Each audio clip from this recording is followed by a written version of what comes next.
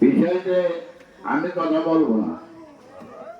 ওই যে আমার ছোট ভাই ঠিক বলছে, আমরা 1 নম্বর ওয়ার্ড শুধুদের থেকে এই 30 পর্যন্ত আমরা একটা গ্রাম, হয়তো ময়দান, হয়তো কর্মসূচি। এটা সত্যি না? আমার একটা কথা হলো, মোসাফিয়া যদি বরাবরই না থাকে, আমার চেয়ারম্যান বানিয়েছে, তাহলে চেয়ারম্যানের ভোট ফিরে নিয়ে দেবেন। কথাটা বুঝছেন? যাবো কার কাছে? মোসাফিয়া রে যদি কোন রকম কেউ যদি কোনো মুনাফিকি বাটপাড়ি যদি করেন, আমাকে যাওয়ার দরকার নাই। আল্লাহ ভরসা, আমার কোনো অসুবিধা নেই। আপনাকে যা হয় না সে হয় না, ওই যায় না টিভির ভিতরে হয় না, আপনাকে কিন্তু আগে ধরতে হয় না। বাড়িতে বসে আছে শুরু হয়েছে, বুঝছেন? আমি একটা কথা অনুরোধ করবো, আমাকে আমার আপনার আমাকে সবাই এক কথা, আমাকে নিলাম মোসামিয়া, আমাকে সুখ দুঃখ ভালো মন্দ, এই গ্রামে 14টা মামলা ছিল, টাকা পয়সা এই জমিনের একটা বেতন ছিল।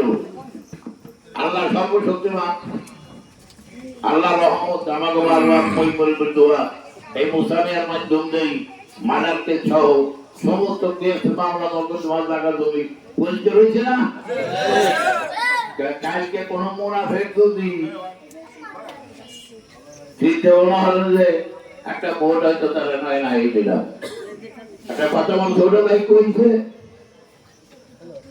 আমি সে কথা বলতে যাবো না। আমার একটা কথা, এক দাবি, মানলে ভোট দিছে, ইনশাআল্লাহ মুসাফিয়ারে ভোট দিতে হবে, না দেওয়ার কোন সুযোগ ইনশাআল্লাহ নাই। একথা না দেওয়া বলা, আমার কথা বাড়াবো না। আমার কথা আছে, এই কেন্দ্রের থেকে এই কেন্দ্রে তো ভোট বান্ধবের কোনো কথা ইনশাআল্লাহ না। আর বাড়িতে আপনারা বলছে, যদি কোন নেতা লিডার যদি আসে, তাহলে কই দিলে মান সম্মান নিয়ে আর আমাদের দাম ছিল এই জায়গায় ভোট আমরা মোটামুটি দিয়ে দিচ্ছি ইনশাআল্লাহ। আমি আর কথা বলাবো না, ওনারও আজকে